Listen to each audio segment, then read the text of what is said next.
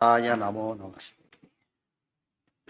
ಜಯತಿ ಹರಿರಚಿಂತ್ಯಃ ಸರ್ವದೇವೈಕವಂದ್ಯಃ ಪರಮಗುರುರಭೀಷ್ಟಾವಪ್ತಿದಃ ಸಜ್ಜನಾನಾಂ ನಿಖಿಲಗುಣಗಣಾರ್ಣೋ ನಿತ್ಯನಿರ್ಮುಕ್ತದೋಷಃ ಸರಸಿಜನಯನೋऽಸೌ ಶ್ರೀಪತಿರ್ಮಾನದೋ ನಃ. ಯಸ್ಮಾತ್ ಬ್ರಹ್ಮೇಂದ್ರರುದ್ರಾದಿದೇವತಾನಾಂ ಶ್ರಿಯೋऽಪಿ ಚ ಜ್ಞಾನಸ್ಫೂರ್ತಿಃ ಸದಾ ತಸ್ಮೈ ಹರಯೇ ಗುರವೇ ನಮಃ. ಜಯತ್ಯಜೋ ಖಂಡಗುಣೋರುಮಂಡಲಃ ಸದೋದಿತೋ ಜ್ಞಾನಮರೀಚಿಮಾಲಿ ಸ್ವಭಕ್ತಹರ್ದೋಚ್ಯತಮೋ ನಿಹಂತ ವ್ಯಾಸಾವತಾರೋ ಹರಿರಾತ್ಮಭಸ್ಕರಃ.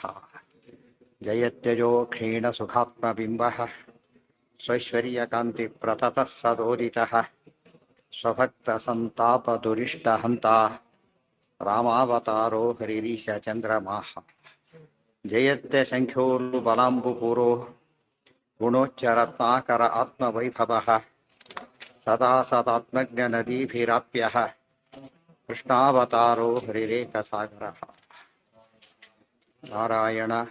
ನಾರಾಯಣಂ ಸುರಗುರುಂ ಜಗದೇಕನಾಥಂ ಭಕ್ತಪ್ರಿಯಂ ಸಕಲಲೋಕನಮಸ್ಕೃತಂ ಚ ತ್ರೈಗುಣ್ಯವರ್ಜಿತಮಜಂ ವಿಭುಮಾದ್ಯಮೀಶಂ ವಂದೇ ಭವಘ್ನಮರಾಸುರಸಿದ್ಧವಂದ್ಯಂ.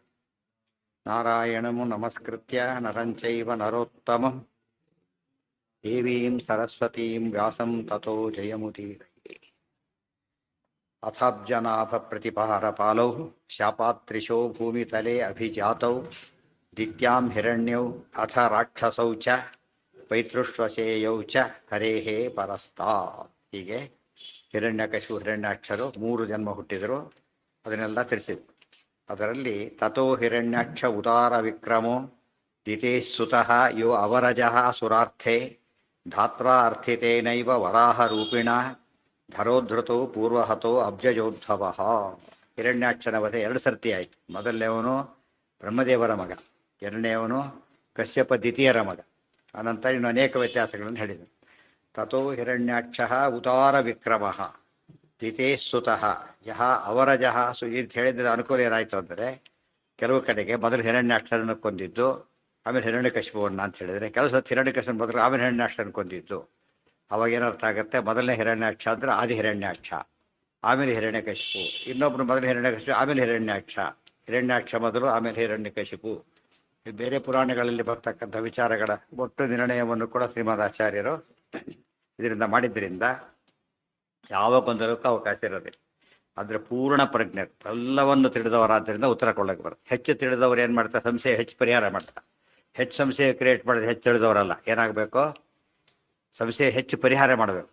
ಸಂಶಯ ಹೆಚ್ಚು ಮಾಡಿದರೆ ಏನಾಗುತ್ತದೋ ಉದ್ದೇಶನೇ ಫೇಲ್ ಆಗುತ್ತೆ, ಗೊತ್ತಾಯ್ತಾ. ಅಸಂಶಯ ಸಂಶಯಚ್ಚಿತ್ ಗುರುರುಕ್ತೋ ಬನೀಷಿಭಿ. ಗುರುಸ್ಥಾನ ಸಿಗೋದು ಯಾವಾಗ, ಅವ್ರಿಗೆ ಸಂಶಯ ಇರಕೂಡ್ದು, ಸಂಶಯ ಪರಿಹಾರ ಮಾಡಬೇಕು. ಸಂಶಯ ಹುಡ್ಸಿದ್ರೆ ಗುರುತ್ವ ಹೋಯ್ತು ಅಲ್ಲಿಗೆ. ಡಾಕ್ಟ್ರು ರೋಗ ಜಾಸ್ತಿ ಮಾಡಿದರೆ ಹಾಗೆ ಡಾಕ್ಟರ್ ಹೋಗೋ ಉದ್ದೇಶ ಏನು, ರೋಗ ವಾಸಿ ಆಗ್ಲಿಕ್ಕೆ. 1 ರೋಗ 2 ರೋಗ ಮಾಡಿಬಿಟ್ರೆ ವೈದ್ಯ ಅಂತ ಕರೆಯೋದಿಲ್ಲ, ಅವನೇ ಇನ್ನೂ ದೊಡ್ಡ ಘಾತಕ ಆಗಿಬಿಡುತ್ತೆ. ಅದು ಆ ದೃಷ್ಟಿಯಿಂದ ಇವತ್ತಿನ ಸಮಾಜದಲ್ಲಿ ಮುಖ್ಯವಾಗಿ ಗಮನಿಸಬೇಕಾದ ನಿರ್ಣಯ. ಅದಕ್ಕೆ ಆಚಾರ್ಯ ಯಾತ ಗುರುಗಳು ನಿರ್ಣಯ ಕೊಟ್ಟಿದ್ದರಿಂದ ಯಾವುದರಲ್ಲೂ ಗೊಂದಲಕ್ಕೆ ಅವಕಾಶನೇ ಇಲ್ಲ. ಪ್ರತಿಯೊಂದಕ್ಕೂ ನಿರ್ಣಯ ಕೊಡೋದ್ರಿಂದ ಅವ್ರು ನಿಜವಾದ ಗುರುಗಳು. ಸಂಶಯ ಹುಟ್ಟಿಸಿದ್ರೆ ಗುರುತ್ವ ಹೋಗುತ್ತೆ, ಇರೋ ಗುರುತ್ವನೂ ಹೋಗುತ್ತೆ ಅಂತ ಸರಿಯಾಗಿ ಅರ್ಥ ಮಾಡ್ಕೋಬೇಕು. ಅದಕ್ಕಾಗಿ ತಥೋ ಹಿರಣ್ಯಾಕ್ಷ ಉದಾರ ವಿಕ್ರಮಃ ದಿತೇಃಸುತಃ ಯೋ ಅವರಜಃ ಸುರಾರ್ಥೇ ಧಾತ್ರಾರ್ಥಿತೇನೈವ ವರಾಹರೂಪಿಣ ಧರೋಧೃತೌ ಪೂರ್ವಹತಃ ಅಬ್ಜಜೋದ್ಭವಃ. ಅಥೋ ವಿಧಾತುಃ ಮುಖತೋ ವಿನಿಸೃತಾನ್ ವೇದಾನ್ ಹಯಾಸ್ಯೋ ಜಗೃಹೇ ಅಸುರೇಂದ್ರಃ ನಿಹತ್ಯತಂ ಮತ್ಸ್ಯವಪುಃ ಜುಗೋಪ ಮನುಂ ಮುನಿಂಸ್ತಾಂಶ್ಚ ತದೌ ವಿಧಾತುಃ. ಈಗ ಇನ್ನೊಂದು ವಿಷಯ ಹೇಳ್ತಾರೆ. ಅಥೋ ವಿಧಾತುಃ ಮುಖತಃ ವಿನಿಸೃತಾನ್ ವೇದಾನ್ ಹಯಾಸ್ಯಃ ಜಗೃಹೇ ಅಸುರೇಂದ್ರಃ ನಿಹತ್ಯ ತಂ ಮತ್ಸ್ಯವಪುಃ ಜುಗೋಪ ಮನುಂ ಮುನೀನ್ ತಾನ್ ಚ ದದೌ ವಿಧಾತುಃ. ಅಥೋ ಅನಂತರ ಅಥ ಅಂತನೂ ಅವ್ಯಯ ಇದೆ, ಅಥೋ ಅಂತನೂ ಇದೆ. ಮತ್ತೆ ಅಥ ಅಂತ ಬಿಡಿಸ್ಬೇಕಾಗಿಲ್ಲ, ಅಥೋ ಅಂತಾನೆ ಅವ್ಯಯ ಇರೋದ್ರಿಂದ ಅದು ಇದೆ ಇದು ಇದೆ. ಅಥ ಇದ್ರೆ ಅಥ, ಅಥೋ ಇದ್ರೆ ಅಥೋ. ವಿಧಾತುಃ ಮುಖತಃ ವಿನಿಸೃತಾನ್. ವಿಧಾತುಃ ಬ್ರಹ್ಮದೇವರ ಮುಖತಃ ವಿನಿಸೃತಾನ್, ಮುಖದಿಂದ ಹೊರಬಂದಂತಹ ಬ್ರಹ್ಮದೇವರ ಮುಖದಿಂದ ಹೊರಬಂದಂತ ಅಂತ ಹೇಳಿ, ಬ್ರಹ್ಮದೇವರ ಮುಖದಿಂದ ಹೊರಬಂದಂತ ಅಂದರೆ ವಿನಿಶ್ರುತ, ಸಲೀಸಾಗಿ ಹೇಳ್ತಾರಾದ್ರಿಂದ ಹೊರಗೆ ಬರೋದು. ಅದಕ್ಕೆ ಆಚಾರ್ಯರು ಕೂಡ ಏನಂತ ಹೇಳ್ತಾರೆ, ಆನಂದ ತೀರ್ಥ ಮುನಿ ಸನ್ಮುಖ ಪಂಕಜೋತ್ಥಮ್, ಅವರ ಮುಖ ಪಂಕದ ಹೊರಬಂದಂತಹ ಭಾವಿ ಬ್ರಹ್ಮದೇವರು ಬ್ರಹ್ಮದೇವರು, ಅವ್ರ ಮುಖದಿಂದ ವೇದಗಳೆಲ್ಲ ಹೊರಗೆ ಬರ್ತಾ ಇವೆ. ಅದು ಬ್ರಹ್ಮದೇವರ ಹೆಸರು ಸಾರ್ಥಕ. ಬ್ರಹ್ಮ ಅಂದರೆ ವೇದ, ವೇದಗಳನ್ನು ಪೂರ್ಣ ಪ್ರಮಾಣದಲ್ಲಿ ಹೊರಗೆ ಹಾಕೋದಕ್ಕೆ ಅವ್ರಿಗೆ ಏನಂತ ಹೆಸರು? ಬ್ರಹ್ಮ. ಬ್ರಹ್ಮ ವೇದ, ಬ್ರಹ್ಮ ಬ್ರಾಹ್ಮಣ ಜಾತಿ, ಅವ್ರು ಬ್ರಾಹ್ಮಣರು. ದೇವತೆಗಳಲ್ಲಿ ಬ್ರಾಹ್ಮಣರಲ್ಲಿ ಯಾರು ಸೇರ್ತಾರೆ? ಬ್ರಹ್ಮದೇವರು. ಸೊ ಬ್ರಹ್ಮ ಶಬ್ದಕ್ಕೆ ಅನೇಕ ರೀತಿಯಲ್ಲೂ ಕೂಡ ಅವರಿಗೆ ಸಾರ್ಥಕ್ಯ. ಬ್ರಹ್ಮ ಅಂದರೆ ಗುಣಪೂರ್ಣ, ಜೀವಕೋಟಿಯಲ್ಲಿ ಪರಿಪೂರ್ಣರು, ಗುಣಪೂರ್ಣರು ಅವರು. ಏ ಗುಣನಾಮ ಜಗತ್ ಪ್ರಸಿದ್ಧ, ಅದಕ್ಕೂ ಅವರಿಗೆ ಬ್ರಹ್ಮ ಅಂತ ಹೇಳಿ. ಅಂಥ ಬ್ರಹ್ಮದೇವರಿಂದ ಮುಖದಿಂದ ನಿಸೃತಾನ್ ವಿನಿಸೃತಾನ್, ವಿಶೇಷವಾಗಿ ಹೊರಬಂದಂತಹ ವೇದಗಳನ್ನು ಹಯಾಸ್ಯ, ಹಯಗ್ರೀವ ಅನ್ನೋನು ಯಾರು? ದೇವರ ಅಂದರೆ ಅಲ್ಲ, ಅಸುರೇಂದ್ರ, ರಾಕ್ಷಸನು ಇದ್ದ. ಅವನಿಗೇನು ಹೆಸರು? ಹಯಗ್ರೀವಾಸುರ ಅಂತ ಹೆಸರು. ನೋಡಿ, ಬರೀ ಹಯಗ್ರೀವ ಅಂದ್ರೆ ಏನಾಗುತ್ತೆ? ಹಯಗ್ರೀವಾರ್ಪಣ ವಸ್ತು ಅಂದರು, ಹೋಯ್ತು ಅವನ ಹತ್ರ. ಹೇಗೆ ಇದೆ ಲೆಟರ್ ಸೇಮ್ ಇದೆ ಹೆಸರು. ಭಾರತೀಯರು ಮುಖ್ಯ ಪ್ರಾಣಾಂತರ್ಗತ ಹಯಗ್ರೀವ ಅಂತ ಅಷ್ಟೇ ಹೊರಟವನ. ಆದ್ದರಿಂದ ಅಸುರೇಂದ್ರ ಹಯಾಸ್ಯ ಜಗೃಹೇ, ಆ ಹಯಗ್ರೀವ ರೂಪದ ವೇದಗಳು ಹೊರಗೆ ಬಂದರೆ ಇವನು ಹಯಗ್ರೀವ ರಾಕ್ಷಸನ ಕಿತ್ಕೊಂಡ. ಅರ್ಥ ಆಯ್ತಾ? ಅಂದರೆ ವೇದಗಳನ್ನು ಕಿತ್ಕೊಳ್ಳೋದು ಅಂದ್ರೆ ಏನು? ವೇದ ಕದ್ದ ಅಂತ ಕರೀತಾರೆ. ಕದ್ದ ಅಂದ್ರೆ ಏನು? ವೇದ ಕದಿಯೋದು ಅಂದ್ರೆ ಏನು? ಕಾಪಿ ಮಾಡೋದು ಅಷ್ಟೇ. ಗೊತ್ತಾ? ಕಾಪಿ ಮಾಡಿದರೆ ಕೃತಿಚೌರ್ಯ ಅಂದ್ರೆ ಅದೇ ಕೃತಿಚೌರ್ಯ. ಯಾರ್ದೋ ಕೃತಿನ ಯಾರ್ದೋ ಹೆಸರಲ್ಲಿ ಹಾಕ್ಬಿಟ್ರೆ ಏನಾಗುತ್ತೆ? ಅದನ್ನ ಕದ್ದಾಗ್ಲೆಕ್ಕ ಹೊತ್ತಾರೆ. ಪುಸ್ತಕ ಇಲ್ಲಿಯೇ ನಾನೇ ಕದ್ದೀನಿ ಅಂದರೆ, ಈ ಪುಸ್ತಕ ನಿಮ್ಮನೆ ಕದ್ದೇ ಇಲ್ಲ ಅಂತ ಏನು ಹೇಳ್ಬೇಕು? ಅದಕ್ಕೆ ಕದಿಯೋದಂದ್ರೆ ಹಾಗಲ್ಲ, ಕೃತಿಯನ್ನು ಚೌರ್ಯ ಮಾಡೋದು. ತನ್ನ ಪುಸ್ತಕ ಇನ್ನೊಂದು ಹೆಸರು ಬರೆದಿಂದ ತನ್ನ ಹೆಸರಲ್ಲಿ ಹಾಕ್ಕೊಡೋದು. ಗೊತ್ತಾಯ್ತಾ? ಅಥವಾ ಇರೋ ಗ್ರಂಥಗಳನ್ನ ಹಾಳು, ಅದು ಕಳ್ತಾನೇ, ಅದು ಇದು ಕಳ್ತ. ಗ್ರಂಥ ನಾಶ ಮಾಡಿದರೂ ಚೌರ್ಯ, ಗ್ರಂಥವನ್ನು ಇನ್ನೊಬ್ಬರಿಂದ ತನ್ನದೊಂದು ತಿಳ್ಕೊಂಡ್ರೂ ಚೌರ್ಯ. ಅಂತ ಕೃತಿ ಚೌರ್ಯವನ್ನು ಮಾಡದ. ಅದು ಕೃತಿ ಚೌರ್ಯ ಯಾವ ಕಾಲದಿಂದ ನೋಡಿ. ಹೆಸರು ಕೂಡ ಒಂದೇ, ಹಯಗ್ರೀವ. ಮತ್ತೆ ಹೆಸರು ಅದೇ, ಇದು ಅದೇ. ಆ ಮೂಲ ಹಯಗ್ರೀವ ದೇವರು ಸಾಕ್ಷಾತ್ ನಾರಾಯಣ, ಇವನು ಭಯಂಕರ ಅಸುರ. ಆ ದೃಷ್ಟಿಯಿಂದ ವೇದಾನ್ ಹಯಾಸ್ಯ ಜಗೃಹೇ ಅಸುರೇಂದ್ರ ಅವನು ತಗೊಂಡ. ತುಂಬ ಜನ ಹಿಂದೆ ತಮಾಷೆ ಮಾಡಿದ್ರು, ಏನು ಕದೀತಾರೆ ವೇದಗಳನ್ನು? ಕದಿಯೋದು ಅಂದ್ರೆ ಏನರ್ಥ ಅಂತ. ಅದು ವೇದಗಳು ಸರ್ವತ್ರ ವ್ಯಾಪ್ತ ಬೇರೆ. ಜೊತೆಗೆ ಕದಿಲಕ್ಕೆ ಆಕಾಶ ಕದ್ಕೊಂಡು ಹೋದ ಅಂತ ಕೇಸ್ ಹಾಕ್ಲಿಕ್ಕಾಗತ್ತಾ? ಯಾಕೆ? ಎಲ್ಲ ಕಡೆ ಇರೋದು. ಗದ್ದ ಅಂದರೆ ಈ ರೀತಿ ಅವ್ರು ಹೇಳ್ತಿರ್ಬೇಕಾದ್ರೆ ಕೇಳಿಸ್ಕೊಂಡ. ತಮಾಷೆ ಹೋಗಿ ಶಿಷ್ಯನಾಗಿ ಕೇಳಿಸ್ಕೊಂಡ್ರೆ ಏನೋ ಚೌರ್ಯ ಅಲ್ಲ, ಶಿಷ್ಯರಾಗಿ ಕೇಳಿಸ್ಕೊಂಡ್ರೆ ಚೌರ್ಯ ಅಲ್ಲ. ಯಾತಕ್ಕೆ? ಉಪದೇಶ ಉದ್ಧಾರ ಇಲ್ಲ, ಒಂದು ಬೇರೆ ದಾರಿ ಇಲ್ಲ ಅದಕ್ಕೆ, ಅದೊಂದೇ ದಾರಿ ಇರೋದು. ಅದು ಏನು ಮಾಡಿದೆ ಅವನು? ಬೇಕು ಕೇಳೋದು ತಯಾರಿಲ್ಲ. ಯಾರೋ ಉಪನ್ಯಾಸ ಎಲ್ಲೋ ಕೂತ್ಕೊಂಡು ಕೇಳಿದ್ರೆ ಹಾಗೋ ಹಾಗೆ ಅಂತ. ತಾತ್ಪರ್ಯ ಏನಂದ್ರೆ ಎದುರಿಗೆ ಕಂಡುಬಿಟ್ರೆ ಶಿಷ್ಯ ಅಂತ ಆಗುತ್ತೆ, ಕೇಳಿದ್ರು ಅಂತ ಆಗುತ್ತೆ. ಅದಾಗಬಾರ್ದು, ಕೇಳಬೇಕು. ಆದರೆ ಎದುರಿಗೆ ಕೂತ್ಕೊಂಡು ಕೇಳೋಷ್ಟು ಸೌಜನ್ಯ ಇಲ್ಲ. ಏನು ಮಾಡೋದಾಗ? ಎಲ್ಲೋ ಕೂತ್ಕೊಂಡು ಕೇಳೋದು. ಅಕಸ್ಮಾತ್ ಆಸಕ್ತಿ ಇದೆ, ಅವೆಲ್ಲ ಬೇರೆ ವಿಚಾರ, ಪಾಪ ತಪ್ಪಲ್ಲ ಅದೆಲ್ಲ ಕೂಡ. ಅದ್ರ ಉದ್ದೇಶ ಏನಿದೆ? ಕೇಳೋ ಉದ್ದೇಶ ಇದೆ, ಒಪ್ಪಿಕೊಳ್ಳೋ ಇದಿಲ್ಲ, ಮನಸ್ಸಿಲ್ಲ. ಅದಕ್ಕೇನಂತ ಕರೀತಾರೆ? ಅದು ಚೌರ್ಯ. ಆ ದೃಷ್ಟಿಯಿಂದ ಅವನು ಮಾಡಿದ. ಶಿಷ್ಯನಾಗಿ ಕೂತಿದ್ರು ಕಡಿಬಾರ್ದು. ಬ್ರಹ್ಮದೇವರ ಆ ರೀತಿ ಕುತ್ಕೊಂಡೇ ಏನು ಮಾಡಿದ್ರು ಅವರು? ತೇನೇ ಬ್ರಹ್ಮ ಹೃದಯ ಆದಿಕವಯೇ, ಸಮಸ್ತ ಶಾಸ್ತ್ರಗಳನ್ನು ಕೇಳಿದ್ರು. ಅದೇನಾಯ್ತು? ಸಿದ್ಧಿ ಬಂತು. ಅದರಿಂದ ಇದೇನಾಯ್ತು? ಇದು ಸಿದ್ಧಿ ಹೋಗುತ್ತೆ, ಇರೋ ಸಿದ್ಧಿನೂ ಹಾಳು ಮಾಡುತ್ತೆ. ಅದಕ್ಕೆ ಕದಿಯೋದು ಅಂದ್ರೆ ಹಾಗೆ. ಒಂದು ಫಾರ್ಮುಲಾ ಕದ್ದ ಅಂತ ಕರೀತಾರೆ. ಈ ಚೀಟಿ ಹೊದ್ಕೊಂಡು ಹೋದ ಅಂತ ಅರ್ಥ ಅಲ್ಲ ಅದಕ್ಕೆ. ಏನದು? ಆ ಕಾನ್ಸೆಪ್ಟನ್ನು ಕದ್ದು ಬಿಡ್ತಾರೆ. ಅದು ಕದಿಯೋದು ಅಂದ್ರೆ ಹಾಗೆ. ಅದೇ ರೀತಿಯಲ್ಲಿ ಇನ್ನೊಂದು ಕಾಪಿರೈಟ್ ರಿಸರ್ವ್ಡ್ ಅಂತ ಹಾಕಿರ್ತಾರೆ. ಅಂದರೆ ಅವ್ನು ಕೇಳೇ ತೊಗೋಬೇಕು ಹೊರತು ಹಾಗೆ ತೊಗೊಳಾಗಿಲ್ಲ. ಪುಸ್ತಕದ ಯಾವುದೇ ಭಾಗ ಕೂಡ ಅವ್ರ ಅನುಮತಿ ಇಲ್ಲದೆ ತೊಗೊಳಾಗಿಲ್ಲ.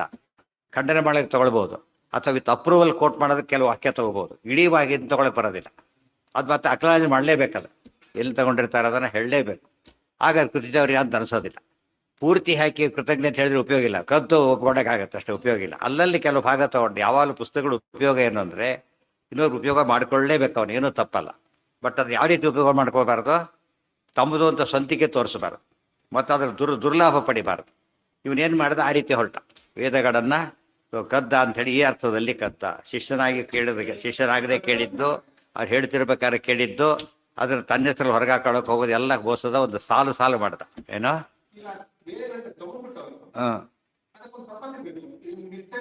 ಅಲ್ಲ, ನಾನೇ ವೇದ ಕಂಡವನು. ಇಲ್ಲಿ ಶುರುವಾಗುತ್ತೆ ಮತ್ತೆ. ಗಾಯತ್ರಿ ಅಂತ ಬಾಯಿಲೆ ಎಷ್ಟು ಕೋಟಿ ಜನ ಗಾಯತ್ರಿ ಹೇಳ್ತಾರೆ ಇವತ್ತು. ಅದು ವಿಶ್ವಾಮಿತ್ರ ಋಷಿ ಹೇಳಬೇಕು ಮೊದಲು. ಅದಕ್ಕೆ ಪದ್ಧತಿ ಇದೆ. ಯಾರು ಋಷಿ ಮುನಿಗಳ ಆ ಋಷಿ ದೇವತಾ ಛಂದಸ್ಸು ಅರ್ಥ ತಿಳ್ಕೊಳ್ಳೋದು ಹೇಳಿದ್ರೆ ಏನಾಗುತ್ತೆ? ಅವರು ಸತ್ತು ಹೋಗ್ತಾರೆ. ಕರ್ತೇವಾಪದ್ಯತೆ, ನರಕಕ್ಕೆ ಬಿಡ್ತಾರೆ ಅಂತ ಹೇಳ್ಬಿಟ್ಟಿದ್ದಾರೆ. ಅದ್ರ ಕೃತಿಚೌರ್ಯ ಮಾಡಬಾರ್ದು ಅಂತ ಅರ್ಥ. ಯಾತಕ್ಕೆ ಮತ್ತೆ ಋಷಿಗಳ ಹೆಸರು ಹೇಳಬೇಕು ಅಂದರೆ ಅವ್ರಿಗೆ ಅವ್ರನ್ನ ತಿಳಿಸ್ಕೊಟ್ಟವ್ರು ನೆನೆಸ್ಬೇಕಾದ. ಆಥರ್ರು, ಪಬ್ಲಿಷರು ಎಲ್ಲ ಇರುತ್ತಲ್ಲ, ಪ್ರಿಂಟರು, ಯಾಕೆ ಹೆಸರಾಗ್ತಾರೆ ಅದನ್ನು? ಅಕ್ನಾಲಜ್ಮೆಂಟ್ ಅದು ಇರಲೇಬೇಕದು. ಅದು ಅಧಿಕೃತತೆಗೆ ಸಾಕ್ಷಿ ಆಗುತ್ತೆ.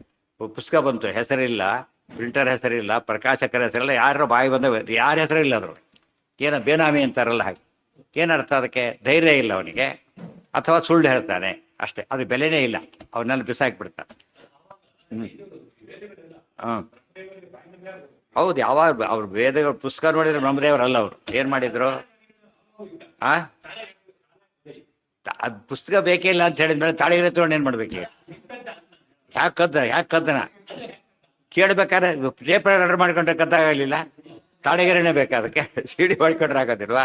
ಮತ್ತು ಬಾಡಿ ಮೆಮೊರಿ ಇದ್ದವ್ರು ಹೇಗಿರ್ತಾರೆ? ಒಂದ್ಸತಿ ಹೇಳಿ ಕೇಳ್ಕೊಂಡ್ಬಿಡ್ತಾರೆ, ಬಿಡೋದಿಲ್ಲ. ಹಸುರಿಗೆ ಅವ್ರ ಶಕ್ತಿ ಇರ್ತದೆ. ಜಯಂಟ್ ಅಂತ ಕರಿತಾರೆ ಎರಡು ಅರ್ಥದಲ್ಲಿ. ಜಯಂಟ್ ಅಂತಾರೆ, ಒಂದು ದೃಷ್ಟಿಯ ಪ್ರಶಂಸೆ ಅದು. ಜಯಂಟ್ ಅಂದ್ರೆ ಏನರ್ಥ? ಇನ್ನೊಂದು ಅರ್ಥ ಜಯಂಟ್ ಅಂದ್ರೆ ರಾಕ್ಷಸ ಹತ್ತೋರು ಅರ್ಥ. ರಾಕ್ಷಸರಿಗೆ ಭಾರಿ ಬುದ್ಧಿ ಇರ್ತದೆ. ಅವ್ರು ಏನು ಮಾಡ್ತಾರೆ? ದಡ್ರಲ್ಲ ರಾಕ್ಷಸರು, ದೇವತೆಗಳಿಗೆ ಬುದ್ಧಿ ಇರ್ತಾರೆ. ಅವ್ರ ಮಧ್ಯದವರೇ ಕನ್ಫ್ಯೂಷನ್. ರಾಜಸ್ಥರಿಗೆ ಮಾತ್ರ ಆ ಕಡೆಗೆ ಹೋಲ್ತಾರೆ. ಇವ್ರು ಹಾಗಲ್ಲ, ಎರಡು ಎಕ್ಸ್ಪರ್ಟ್ಸು. ಇವ್ರು ಪರ್ವರ್ಟೆಂಟು, ಅವರು ಸಾತ್ವಿಕರು, ಇಷ್ಟೇ ಡಿಫರೆನ್ಸ್. ಬುದ್ಧಿ ತೊಗೊಂಡ್ರೆ ಇಬ್ರಿಗೂ ಇರ್ತದೆ ಬುದ್ಧಿ, ಸರಿಯಾದ ಬುದ್ಧಿ ಇರೋದಿಲ್ಲ. ಆ ರೀತಿ ಕದ್ದ.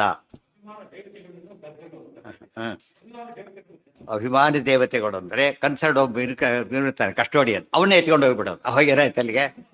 ಇವತ್ತು ATM ಆಗ್ಲಿಕ್ಕೆ ಬರ್ತಾ ಹೋಗ್ಬಿಡ್ತಾರೆ, ಕಾರ್ ಸಮೇತ ಹೋಗ್ಬಿಡ್ತಾರಲ್ಲ, ವೆಹಿಕಲ್ ಸಮೇತ ಎಸ್ಕೇಪ್ ಆಗಿಬಿಡ್ತಾರೆ. ಏನದು ಕದ್ದಾಗಲಿಲ್ಲ? ಈಗ ಅವ್ರು ಹಾಕೊಂಡ್ಬಂದಿದ್ದು ಕರೆಕ್ಟೇ, ಅಲ್ಲಿ ಹಾಕೋದ್ಬಿಟ್ಟು ಅದು ಜೇಬ್ಗೆ ಹಾಕೋಬಿಟ್ಟ, ಏನಾಯ್ತು? ಅದು ಕದ್ದ ಅಂತ ಆಯ್ತು. ಸಿಂಪಲ್ ಅದು. ತಿರುಪತಿ ಹುಡ್ಡಿ ಪಾಪ ಹೋಗಿ ಹಾಕಿರ್ತಾರೆ, ಕೊಟ್ಟಿರ್ತಾರೆ ಎಷ್ಟೋ ಜನಕ್ಕೆ ಹಾಕಿ ಅಂತೇಳಿ. ಸಾಮಾನ್ಯವಾಗಿ ತಿರುಪತಿ ಕೆಲವು ಮೋಸ ಮಾಡೋ ಧೈರ್ಯ ಜನಕ್ಕೆ ಬರೋದಿಲ್ಲ. ಇಷ್ಟ ಇದ್ರೂ ಭಯ ಏನಾಗುತ್ತೋ ಅಂತ. ಕೆಲವರು ಏನು ಮಾಡ್ತಾರೆ, ನಾಸ್ತಿಕರು, ಏನಾಗತ್ತಾ ಅದು ಖರ್ಚು ಮಾಡಿಕೊಂಡು ಹಾಕಿದೆ ಅಂತ ಹೇಳ್ಬಿಡ್ತಾರೆ. ಅದು ಮೋಸ. ಅವ್ರ ಕೆಲಸ ಏನು? ಇದಕ್ಕೆ ಇನ್ನೊಂದು ತಮಾಷೆ ಅಂದರೆ ನಿಯಮ ಮಾಡಿದ್ದಾರೆ. ಯಾರೋ ಹೋಗ್ತಾರೆ ಪಾಪ, ಭಾರಿ ಬಡವ, ಚಾರ್ಜ್ ಉಪಯೋಗಿಸೋದು ಉಳಿದು ಹಾಕು ಅಂತ ಹೇಳ್ತಾರೆ ಕೆಲವು ಸಲ.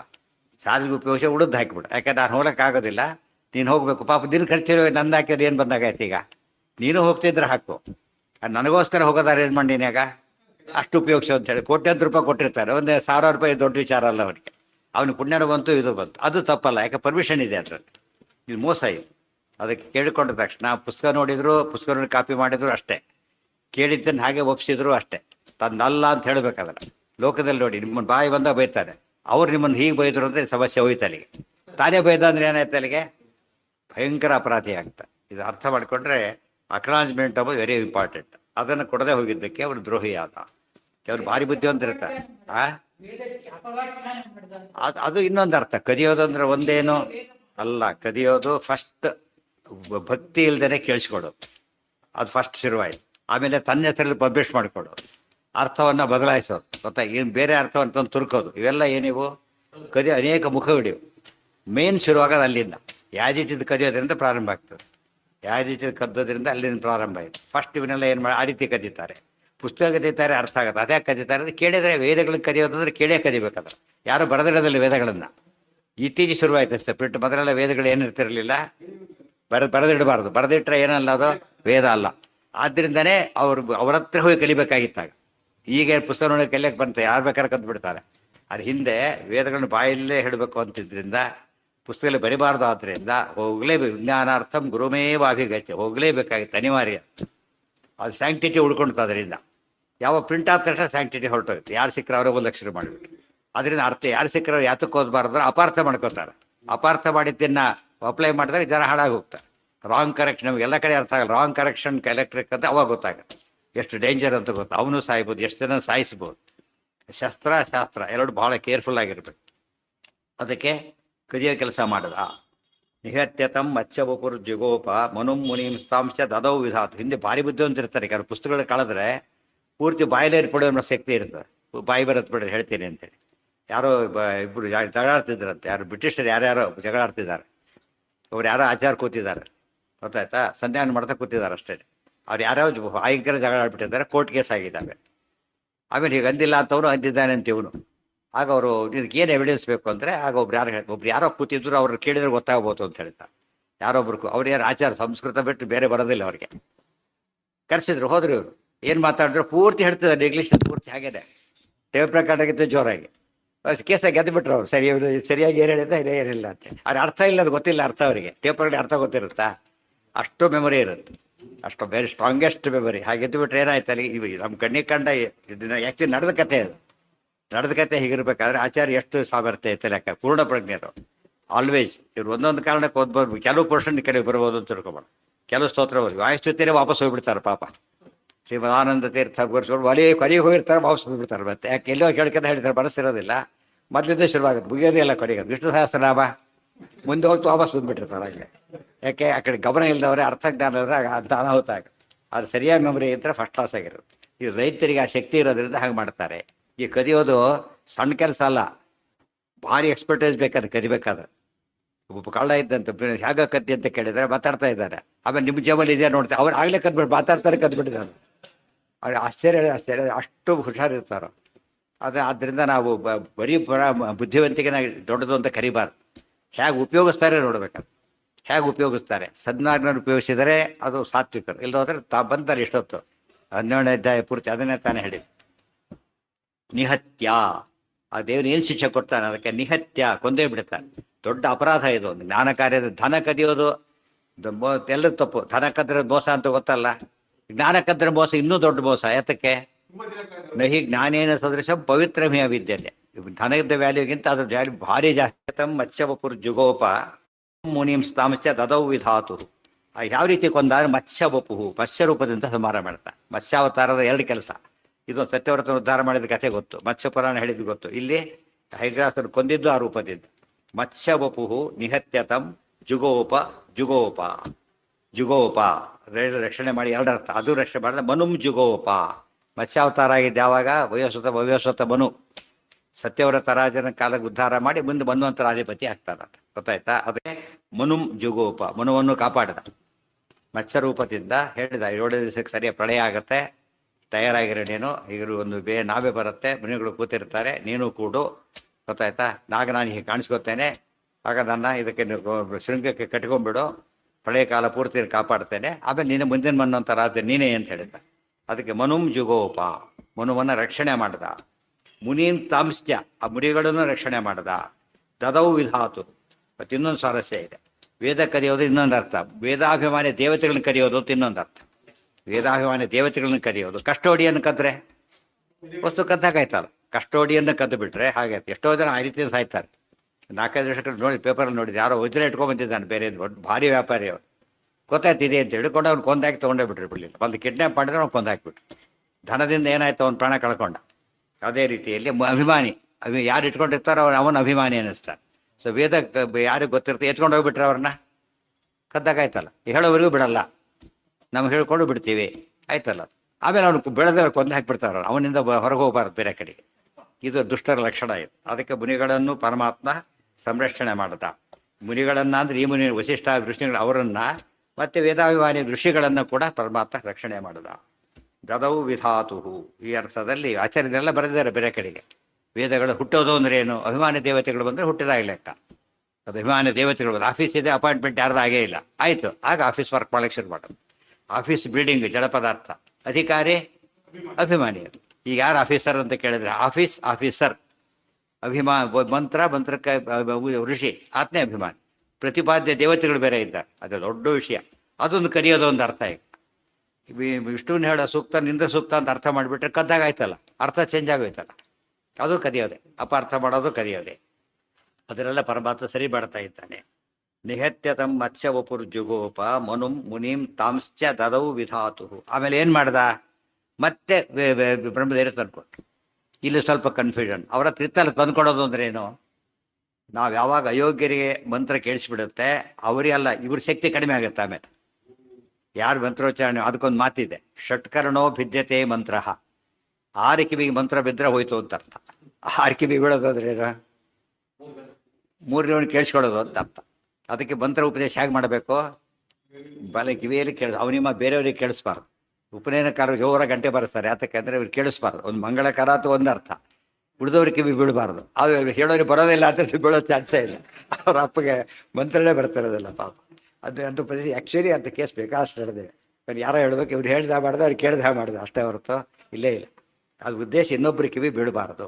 ಅದು 3ನೇ ಕಿವಿ ಬಿದ್ರೇ ಮಂತ್ರ ಅಂತ ಕರೆಯೋದಿಲ್ಲ. ಅದನ್ನು ಮಂತ್ರ ಅಂದರೆ ರಹಸ್ಯ ಅಂತ ಇನ್ನೊಂದು ಅರ್ಥ. ಗುಟ್ಟನ್ನು ಯಾವಾಗ ಏನು ಮಾಡಿಕೊಡ್ದು, ಇನ್ನೊಬ್ಬರಿಗೆ ಕೇಳಕ್ಕೆ ಹೇಳಿದ್ರೆ ಗುಟ್ಟಲ್ಲ. ಅದಕ್ಕೇನೆ ಗುರು ಶಿಷ್ಯರಿಗೆ ಮಾತ್ರ ಗೊತ್ತಿರಬೇಕು. ಆದ್ರ ಹಿನ್ನೆಲೆಯಲ್ಲಿ ಆ ಮಂತ್ರ ಹೋಗಿ ಶಕ್ತಿ ಕಡಿಮೆ ಆಗಿಬಿಡುತ್ತೆ. ಹೇಳಿದವ್ರ ಮಂತ್ರ ಶಕ್ತಿ ಹೋಯ್ತು. ಈಗ ಎಲ್ಲೋ ದುಡ್ಡಿದೆ ಹೇಳಿದ ಗೃಹಸ್ಥರ ಗಟ್ಟಿಯಾಗಿ ಹೇಳಿದೆ ಯಾರು ಕೇಳಿಸ್ಕೊಂಡೆ ಹೋಗಿ ಮತ್ತೆ ಕದ್ದು ಹೋಗಿ ಆಗಿತ್ತಾಗಲೇ ಅವ್ರು ಅಲ್ಲಿ ಕದ್ಕೊಂಡು ಹೋಗ್ಬಿಟ್ಟಿದ್ದಾಗಲೇ. ಯಾಕೆ ಶಕ್ತಿ ಹೋಯ್ತಲ್ಲ. ಆ ದೃಷ್ಟಿಯಿಂದ ಹೇಳಬಾರ್ದು. ಬ್ರಹ್ಮದೇವರಿಗೆ ಶಕ್ತಿ ಹೋಗೋದಿಲ್ಲ. ಯಾಕೆ ಅವ್ರಿಗಿಂತ ಶಕ್ತಿ ಇಲ್ಲ, ಯಾರು ಕದ್ರೂ ಶಕ್ತಿ ಹೋಗೋದಿಲ್ಲ.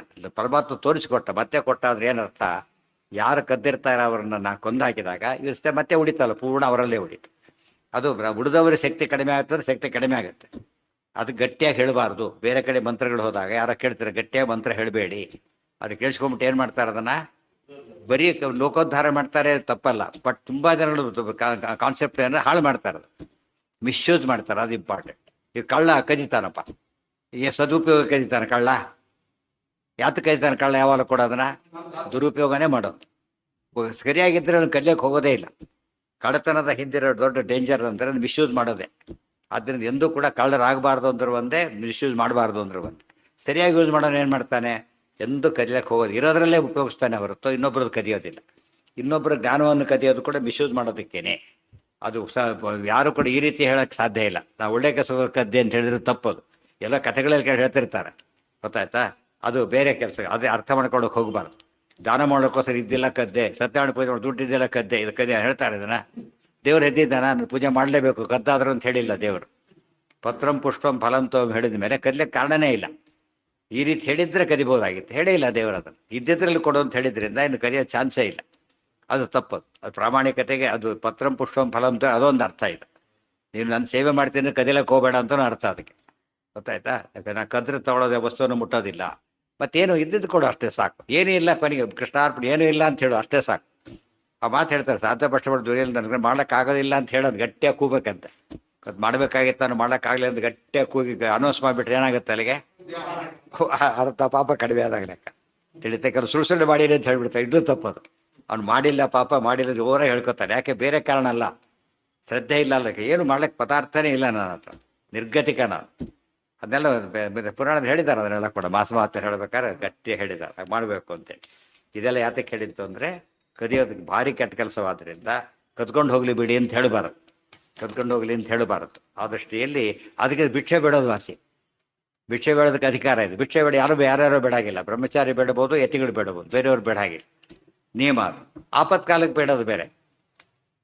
ಒಂದೊಂದು ಅದೇ ವೃತ್ತಿ ಮಾಡ್ಕೋಬಾರ್ದು. ಭಿಕ್ಷಕ ವೃತ್ತಿ ಅಂತಲೇ ಮಾಡ್ಕೊಳ್ಳೋಕೆ ಸಾಧ್ಯ ಇಲ್ಲ. ಇಬ್ಬರಿಗೆ ಮಾತ್ರ ಅಧಿಕಾರ ಇರೋದು, ಬ್ರಹ್ಮಚಾರಿ ಯತಿಗಳಿಗೆ ಅಷ್ಟೆ. ಮನ್ವಂತರ ಪ್ರಳಯೇ ಇದೆ. ಯಾವ ನಡೀತಿದೆಲ್ಲ ಕೂಡ ಮನ್ವಂತರ ಪ್ರಳಯೇ. ಈ ನಡೆದಿರೋದು ಅದೇ ವಯೋಸ್ವತ ಬಂದಿರೋದೇ ಆ ಮತ್ಸ್ಯಾವತಾರ ಆಗಿದ್ಮೇಲೆ ಈ ಕಡೆ ಬಂದಿರೋದು. ಈ ಮನ್ವಂತರ ಶುರುವಾಗಿರೋದೇ ಅದೇ. ಮನ್ವಂತರ ಪ್ರಳಯೇ ಮತ್ಸ್ಯರೂಪ ವಿದ್ಯಾಮದಾತ್. ವಿದ್ಯಾಂ ಅದಾತ್, ವಿದ್ಯಾಮದ ಅಂತ ಓದ್ಕೋಬಾರದು. ವಿದ್ಯಾಂ ಅದಾತ್ ಮನವೇ ದೇವದೇವ. ಮನ್ವಂತರ ಪ್ರಳಯೇ ಮತ್ಸ್ಯರೂಪ ವಿದ್ಯಾಮದಾನ್ ಮನವೇ ದೇವದೇವ. ಯಾರಿಗೆ ಮನು? ಯಾವ ಮನು ಅಂದರೆ ವೈವಸ್ವತಾಯ ಉತ್ತಮ ಸಂವೇದಾತ್ಮ ವಿಷ್ಣೋ ಸ್ವರೂಪ ಪ್ರತಿಪತ್ತಿ ರೂಪ. ಉತ್ತಮ ಸಂವೇದಾತ್ಮ ದೇವದೇವ. ಮತ್ಸ್ಯರೂಪದ ಪರಮಾತ್ಮ ಹೇಗಿದ್ದಾನೆ? ದೇವದೇವನಾಗಿದ್ದಾನೆ. ಉತ್ತಮ ಸಂವಿತ್ ಆತ್ಮ ದೇವದೇವ. ಮತ್ಸ್ಯರೂಪ ದೇವದೇವ. ಆ ಥರ ಜ್ಞಾನ ಇಂಥದ್ದು ಮತ್ಸ್ಯರೂಪದಲ್ಲಿ ತಿರಿಯಗ್ಯೋನಿ ಅಂತ ಯಾತಕ್ಕೆ ಕರೀತಾರೆ ಅಂದರೆ ಜ್ಞಾನ ಇಲ್ಲ ಅದರಲ್ಲಿ. ಮತ್ಸ್ಯರೂಪದಲ್ಲಿ ಪರಮಾತ್ಮ ಉತ್ತಮ ಸಂವೇದಾತ್ಮ, ಪರಿಪೂರ್ಣವಾದ ಜ್ಞಾನ ಸ್ವರೂಪನಾಗಿದ್ದಾನೆ. ಸೊ ಪ್ರತಿಯೊಂದು ರೂಪಗಳು ಏನವು? ಜ್ಞಾನಾನಂದಮಯ ರೂಪಗಳಾದ್ದರಿಂದ ದೇವರಿಗೆ ಯಾವ ರೂಪದಲ್ಲೂ ಯಾವುದ ಸಮಯದಲ್ಲೂ ಯಾವ ಅವಯವದಲ್ಲೂ ಏನು ಲೋಪ ಇಲ್ಲ. ಜ್ಞಾನಾನಂದಾದಿಗಳ ಲೋಪ ಎಷ್ಟು ಮಾತ್ರಕ್ಕೂ ಇಲ್ಲ ಅಂತ ತೋರಿಸ್ಲಿಕ್ಕೆ ಮತ್ಸ್ಯರೂಪದ ಉಪದೇಶವನ್ನು ಮಾಡಿದ. ಅದೇನು ಮಾಡಬೇಕಾಗಿತ್ತು? ಆ ರೂಪ ತೊಗೊಂಬರ್ತೀನಿ ಅಂತ ಹೋಗಲಿಲ್ಲ, ಇದೇ ರೂಪದಲ್ಲಿ ಉಪದೇಶವನ್ನು ಮಾಡಿದ. ಅದಕ್ಕೆ ಉತ್ತಮ ಸಂವೇದಾತ್ಮ ದೇವದೇವ ಮತ್ಸ್ಯರೂಪ ಮನ್ವಂತರ ಪ್ರಳಯೇ ವಯೋಸ್ವತಾಯ ಮನವೇ ವಯೋಸ್ವತ ಮನವೇ ವಿದ್ಯಾಮದಾತ್. ಮತ್ಸ್ಯಪುರಾಣ ಅಂತ ಪ್ರಸಿದ್ಧ ಆಗಿದೆ, ಅದೇನೆ ಮತ್ಸ್ಯಪುರಾಣ. ಡೀಟೇಲ್ಸ್ ಎಲ್ಲ ಭಾಗವತ ಅಷ್ಟಮಸ್ಕಂದದ ಕೊನೆಗೆ ಹೇಳುತ್ತಾರೆ. ವಿಷ್ಣೋ ಸ್ವರೂಪ ಪ್ರತಿಪತ್ತಿ ರೂಪಾಂ. ಎಂಥ ಜ್ಞಾನ ಅದು!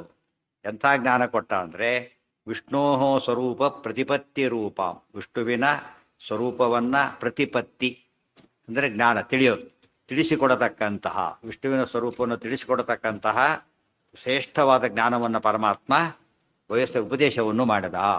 ಒಂದು ಅಲ್ಲಿ ಕಾಪಾಡಿದ್ದು ಅದೇ ದೊಡ್ಡ ಕೆಲಸ.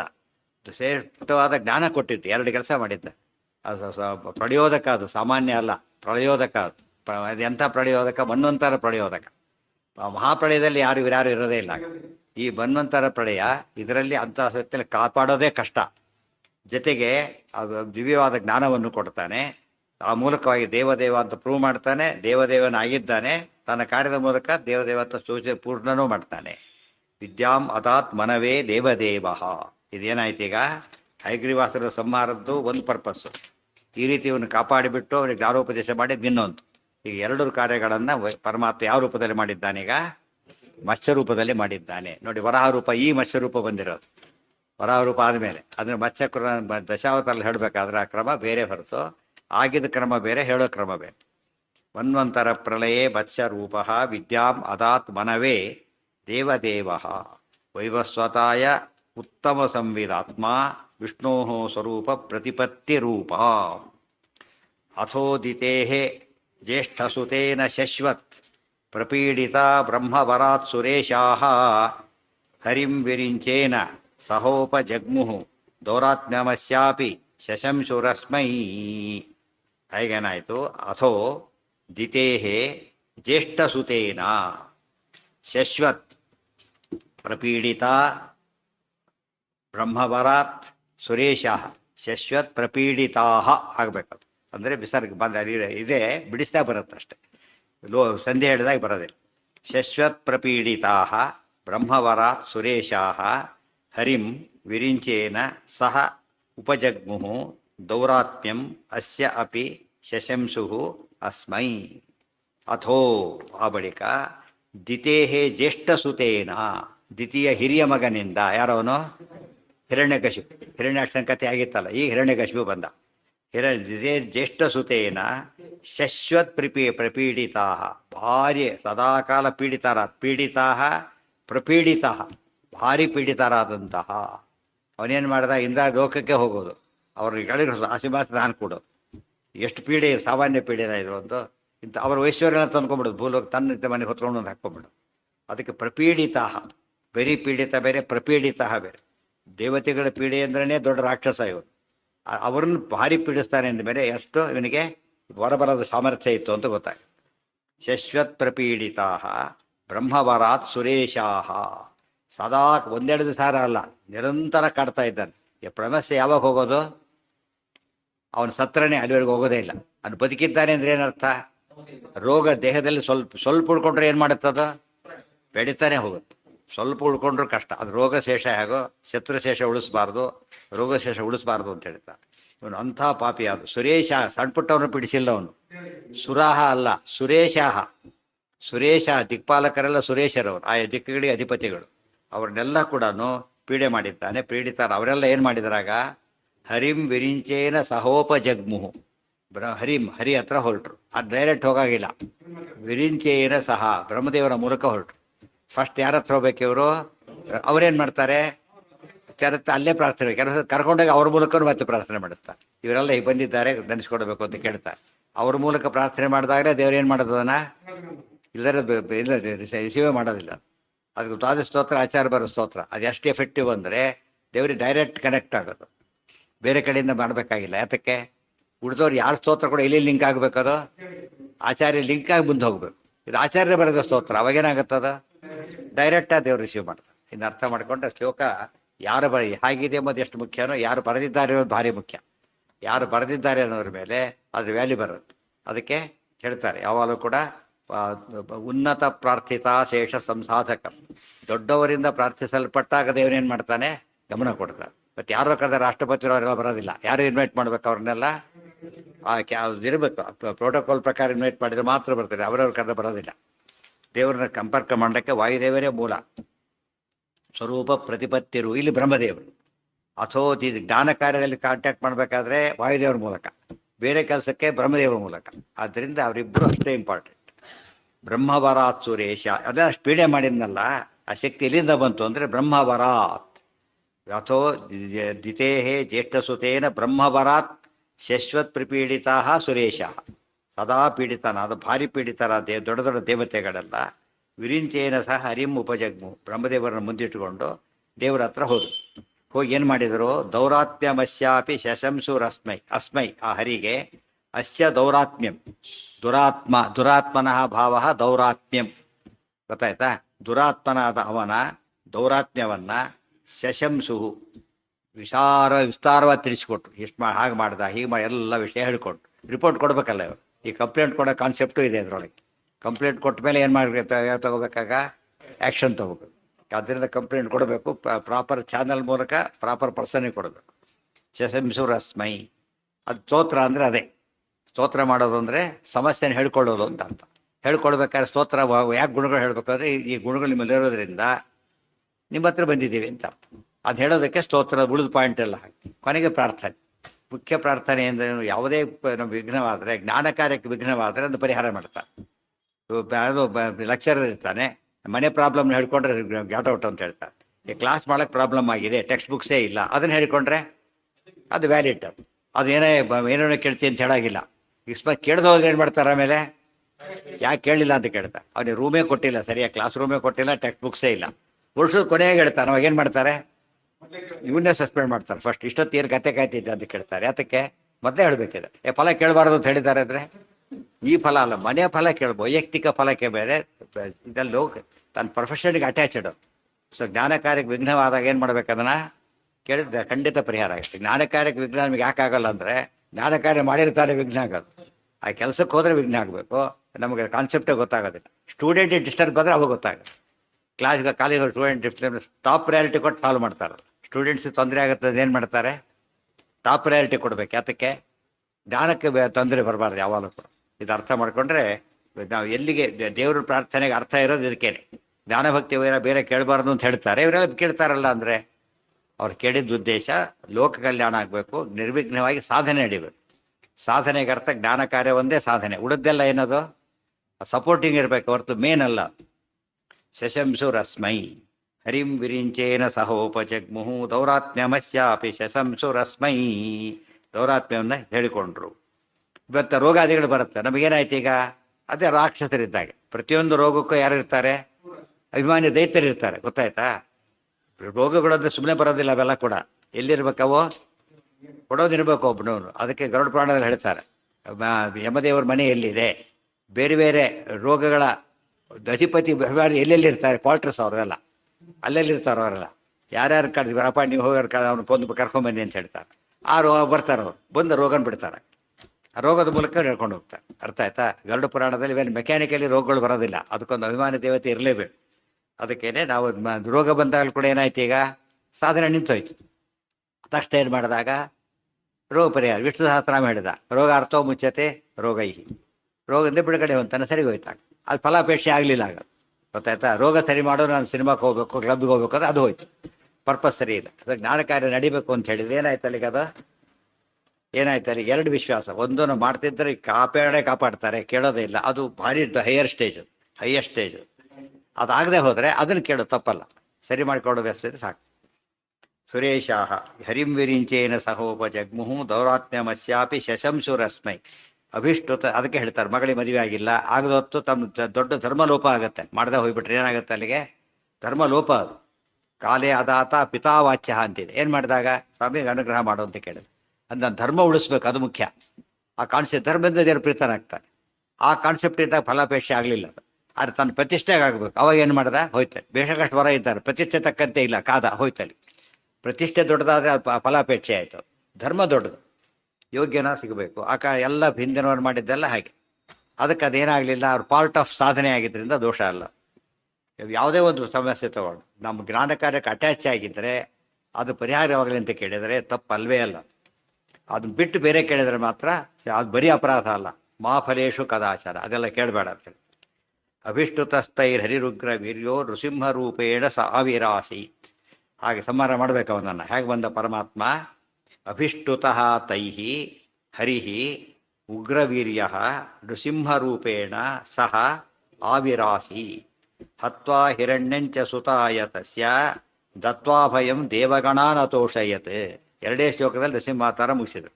ಅಭಿಷ್ಟುತಃ ತೈಹಿ ಇವೆಲ್ಲ ಏನು ದೌರಾತ್ಮ ಏನಿತ್ತು ಡೀಟೇಲ್ಸ್ ಬೇಕಾದಾಗ ಭಾಗವತ ಓದಬೇಕಾಗ ಏನೇನು ಮಾಡಿದ್ದು ಎಲ್ಲ ಡೀಟೇಲಾಗಿ ಗೊತ್ತಾಗುತ್ತೆ. ಮತ್ತು ಹೇಗೆ ಹೋದ್ರು ಬ್ರಹ್ಮದೇವರ ಹತ್ರ ಅಂತ ಕೂತ್ರೆ ಎಲ್ಲರೂ ಮತ್ತೆ ಕೂತ್ಕೊಂಡ್ರು. ಏನಾಯ್ತು ಅವರೆಲ್ಲ ವಾತಭೋಜನಾಹ ಎಲ್ಲ ಉಪವಾಸ ಕೂತ್ಕೊಂಡು ದೇವ್ರ ಸ್ತೋತ್ರ ಮಾಡ್ತಾರೆ. ಎಲ್ಲ ಡೀಟೇಲ್ಸ್ ಎಲ್ಲ ಅಲ್ಲಿ ಹೇಳ್ತಾರೆ, ಸುಮ್ಮನೆ ಕೂತಿಲ್ಲ. ವರ್ಷ 30 ಸಾವಿರಾರು ವರ್ಷಗಳ ತಪಸ್ಸು ಮಾಡ್ತಾರೆ. ಇವನು ಹಾಗೆ ವರ ಯಾಕೆ ತಗೊಂಡ ಕಾರಣ ಕೊಡ್ತಾರೆ. ಇದೆಲ್ಲ ಸಮ್ಮರಿ ಸಿಕ್ಕಾಗಿ ಇಷ್ಟಿರ್ಬಿಟ್ರೆ ಇಡೀ ಭಾಗವತಾದಿ ಗ್ರಂಥಗಳೆಲ್ಲ ಮನಸ್ಸಿಗೆ ಬರುತ್ತೆ. ಅದು ಅಣುಭಾಷ್ಯ ಇದ್ದಾಗ ಸಪ್ತಮ ಸ್ಕಂದದ ಪ್ರಹ್ಲಾದಾವತಾರ ಚರಿತ್ರೆ. ಸಂಶಂಶುರಸ್ಮೈ ಅಭಿಷ್ಟುತಸ್ತೈ ಅಭಿಷ್ಟುತ ಬರೀ ಸ್ತುತಃ ಅಲ್ಲ, ಸ್ತುತಃ ಅಭಿಷ್ಟುತಃ ಅಭಿತಃ ಸ್ತುತ ಎಲ್ಲ ರೀತಿಯಲ್ಲೂ ಕೂಡ ಉತ್ತಮ ರೀತಿ ಸ್ತೋತ್ರ ಮಾಡಿದ್ರೆ ಏನಾಗುತ್ತದು? ಭಕ್ತಿಯಿಂದ ಮಾಡಿದರೆ ಅಭಿಸ್ತುತಿ. ಸುಮ್ಮನೆ ಕಾಟಾಚಾರಕ್ಕೆ ಮಾಡಿದರೆ ಹೋಯ್ತು. ಭಕ್ತಿಯಿಂದ ಮಾಡ್ದ, ಗುಣ ಮಹಾತ್ಮ್ಯ ಜ್ಞಾನ ಪೂರ್ವಕವಾದ ಭಕ್ತಿಯಿಂದ ಮಾಡ್ದ, ವಿಶೇಷ ಮಹಾತ್ಮ್ಯ ಜ್ಞಾನ ಇತ್ತು, ಅದೆಲ್ಲ ಏನಾಯ್ತು? ಅಭಿಸ್ತುತಿ ಅಂತ ಹೇಳ್ತಾರೆ. ಅಭಿಷ್ಟುತ ವಿಷ್ಣು ಸಹಸ್ರ ಹೇಳ್ತಾನೆ, ಒಂದು ಪದದ ಅರ್ಥನೂ ಗೊತ್ತಿಲ್ಲ, ಅಭಿಸ್ತುತಿ ಆಗಲಿಲ್ಲ. ಆಗೋದು ಬೇರೆ ಯಾವುದೋ ಸ್ತೋತ್ರ ಹೇಳೋದಕ್ಕಿಂತ ಅಂತ ಹೇಳಿದ್ದು ಒಳ್ಳೇದೇ, ಆದರೆ ಪೂರ್ಣ ಅರ್ಥ ಆಗಿಲ್ಲ ಅವನಿಗೆ, ಆದ್ದರಿಂದ ಹೋಯ್ತಲ್ಲಿ. ಅರ್ಥ ಜಾಸ್ತಿ ಆಗ್ತಾ ಹೋದಂತೆ ಏನಾಗುತ್ತದ? ಆಚಾರ್ಯ ದೊಡ್ಡ ಕೆಲಸ ಮಾಡಿದ್ರು, ವಿಷ್ಣು ಸಹ ಅರ್ಥ ಎಷ್ಟು ದೊಡ್ಡದೊಂದು ತೋರಿಸ್ಕೊಟ್ರು. ಇಲ್ಲವ್ರು ನಮಗೆ ಗೊತ್ತೇ ಆಗ್ತಿದ್ದಿಲ್ಲ, ಏನೋ ಒಂದು ಶ್ಲೋಕ ಆಗ್ತಿತ್ತು, ತೋರಿಸ್ಕೊಟ್ಟಿದ್ದು. ಪ್ರತಿಯೊಂದು ಪದಕ್ಕೂ 100 ಅರ್ಥ ಇದೆ ಅಂತ ಹೇಳಿದಾಗ ಎಷ್ಟು ಮಹತ್ವ ಇದೆ ಅದರೊಳಗೆ. ಪ್ರತಿಯೊಂದು ಪದಕ್ಕೂ ಕನಿಷ್ಠ 100 ಅರ್ಥ ಇದೆ ಅಂತ ಹೇಳಿದಾಗ ಮಹಾತ್ಮೆ ಹೇಳಿಕೊಟ್ರು. ಅದೆಲ್ಲ ಜ್ಞಾನ ಬಂದರೆ ಸಿದ್ಧಿ ಜಾಸ್ತಿ ಆಗುತ್ತೆ. ನೃಸಿಂಹ ರೂಪೇಣ ಸಾವಿರಾಸಿ ಆ ರೀತಿ ಸ್ತೋತ್ರ ಮಾಡಿದ್ದಕ್ಕೇನೆ ನಮ್ಮ ಪ್ರಶ್ನೆಗೆ ಉತ್ತರ ಇದು. ನಮ್ಮ ಪ್ರಾರ್ಥನೆ ಮಾಡಿದ್ರೆ ಯಾಕೆ ದೇವರು ಬರೋಲ್ಲ? ಅಭಿಸ್ತುತಿ ಅಲ್ಲ ನಮ್ಮದು. ಅಭಿಸ್ತುತಿ ಆಗಿಲ್ಲ, ಆದ್ದರಿಂದ ಏನು ಮಾಡೋದಿಲ್ಲ ಪರಮಾತ್ಮ? ರೆಸ್ಪಾಂಡೇ ಮಾಡೋದಿಲ್ಲ. ಅಭಿಸ್ತುತಿ ಆಗಬೇಕು. ಅಭಿಷ್ಟುತಸ್ತೈಹಿ ಹರಿಹಿ ಉಗ್ರವೀರ್ಯ. ಉಗ್ರವೀರ್ಯ, ಉಗ್ರಂ ವೀರಂ ಮಹಾವಿಷ್ಣು. ಉಗ್ರ ಅಂತ ದೇವರಿಗೆ ಹೆಸರು, ಉಗ್ರವೀರ್ಯ ಅಥವಾ ಉಗ್ರ ಅಂತ ರುದ್ರದೇವರು. ಉಗ್ರಸ್ಯ ವೀರ್ಯಂ ಯಸ್ಮಾತ್ ಸಹ ಉಗ್ರವೀರ್ಯ. ರುದ್ರಾದಿ ದೇವತೆಗಳಿಗೆ ಶಕ್ತಿ ಕೊಡ್ತಕ್ಕಂಥವನು. ಯಸ್ಮಾತ್ ಬ್ರಹ್ಮೇಂದ್ರ ರುದ್ರಾದಿ ದೇವತಾನಾಂ ಪ್ರಿಯೋಪಿಚ. ಅನೇಕ ರೀತಿಯಲ್ಲಿ ಅರ್ಥ ಅದಕ್ಕೆ. ಉಗ್ರವೀರ್ಯ ಅಂದರೆ ಇಷ್ಟೆಲ್ಲ ಅವನು ಮಾಡಿದ ಹಿರಣ್ಯಕಶಿಪು, ಅವನು ವರ ಇತ್ತು ಮಾಡಿದ, ದೇವರಿಗೆ ಹಾಗಾದ್ರೆ ಉಗ್ರವೀರ್ಯ, ತನ್ನಲ್ಲೇ ಶಕ್ತಿ ಇದೆ. ಸ್ವಶಕ್ತಿಯಿಂದಾಗಿ ಸ್ವತಂತ್ರನಾಗಿ ಪರಮಾತ್ಮ ಕೆಲಸ ಮಾಡ್ತಾನೆ. ನಾವೇನು ಹಿರಣ್ಯಕಶಿಪು ಅಷ್ಟೆಲ್ಲ ಮಾಡಿಬಿಟ್ಟಿದ್ನಲ್ಲ, ಭಾರಿ ಗ್ರೇಟ್ ಅಂದರೆ ಗ್ರೇಟ್ ಅಲ್ಲ. ಯಾವುದರಿಂದ ಮಾಡಿದ ಅವನು? ವರಬಲದಿಂದ ಮಾಡ್ದ. ದೇವ್ರು ಹೇಗೆ ಮಾಡ್ತಾನೆ? ಉಗ್ರವೀರ್ಯ, ತಾನೇ ಸಂಪೂರ್ಣ ಸಮರ್ಥನಾಗಿದ್ದಾನೆ. ನೃಸಿಂಹ ರೂಪೇಣ. ಉಗ್ರವೀರ್ಯ ಹೇಗೆ ತೋರಿಸ್ದ? ನೃಸಿಂಹ ರೂಪ ತಗೊಂಡ. ರೂಪ ತಗೊಳ್ಳೋಕ್ಕೆ ಸಾಧ್ಯ ಇದೆ ಬೇರೆಯವರಿಗೆ, ಅದಕ್ಕೋಸ್ಕರ ನೃಸಿಂಹ ರೂಪ ತಗೊಂಡಿದ್ದೇ ಆ ಥರ ಸಾಮರ್ಥ್ಯ ಎಷ್ಟು ಅಂತ ಗೊತ್ತಾಗುತ್ತೆ. ಅದರ ಸವಳು ಬರೀತಾರೆ, ವಿರುದ್ಧ ಧರ್ಮ ಧರ್ಮಿತ್ವಂ ಸರ್ವಾಂತರ್ಯಾಮಿತಾಂ ತಥ. ವಿರುದ್ಧ ಧರ್ಮ ಧರ್ಮಿತ್ವಂ. ಸಿಂಹ ಮನುಷ್ಯ ಹೇಗೆ, ಇವನು ಹೇಗಾಗಕ್ಕೆ ಸಾಧ್ಯ? ಇದು ದೇವರಲ್ಲಿ ಏನಿದೆ? ಅಣೋರಣೀಯಾನ್ ಮಹತೋ ಮಹೀಯಾನ್. ವಿರುದ್ಧ ಜೊತೆಯಾಗೇ ಇವೆ, ಸೈಮಿಲ್ಟೇನಿಯಸ್ ಆಗಿವೆ, ಅದನ್ನು ತೋರಿಸ್ದ. ಮತ್ತು ಸರ್ವಾಂತರ್ಯಾಮಿತಾಂ ತಥ. ಕಂಬ ಬಡದ್ರೆ ಬರ್ಬೇಕಾ ದೇವರಲ್ಲಿ? ಸರ್ವಾಂತರ್ಯಾಮಿ ಅಂತ ತೋರಿಸಿದ. ಅದಕ್ಕೆ ಉಗ್ರವೀರ್ಯನಾಗಿರೋ ಸಿಂಹ ರೂಪದಿಂದ ಆವಿಹಿ ಆಸಿ, ಪ್ರಾದುರ್ಭೂತನಾದ. ಹುಟ್ಟಿ ಬರಲಿಲ್ಲ, ಏನಾದ? ಪ್ರಾದುರ್ಭೂತನಾದ. ಎಲ್ಲ ಒಪ್ಪಲೇಬೇಕಾದ್ರೆ. ಯಾತಕ್ಕೆ? ಕಂಬದಿಂದ ಬಂದರೆ ಕಂಬದ ಮಗನೇ ಅಂತ ಯಾರು ಕರೀತಾರ? ಕರೆದ್ರೆ ಏನರ್ಥ? ಅದು ಕಾವ್ಯ ಅಷ್ಟೇ. ಅದು ದೇವರಿಗೆ ಇದು ತತ್ವ. ಏನು ತತ್ವ? ದೇವರಿಗೆ ನಮ್ಮಂಥ ಶರೀರ ಇಲ್ಲ. ಆವಿರಾಸಿ ಹತ್ವಾ ಹಿರಣ್ಯಂಚ ಸುತಾಯತಸ್ಯ. ಏನು ಮಾಡಿದ? ಹಿರಣ್ಯಕಶಿಪುವನ್ನು ಕೊಂದೇ ಬಿಟ್ಟ.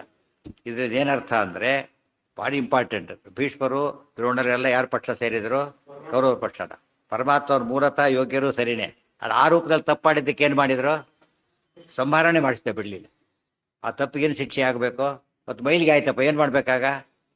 ಸ್ನಾನಕ್ಕೆ ಹೋಗ್ಲೇಬೇಕು, ದಾರಿ ಇಲ್ಲ. ಅಡ್ಜಸ್ಟ್ ಅಡ್ಜಸ್ಟ್ ಮೈಲಿ ಬಡಿ ಆಗಲೇ ಇಲ್ಲ.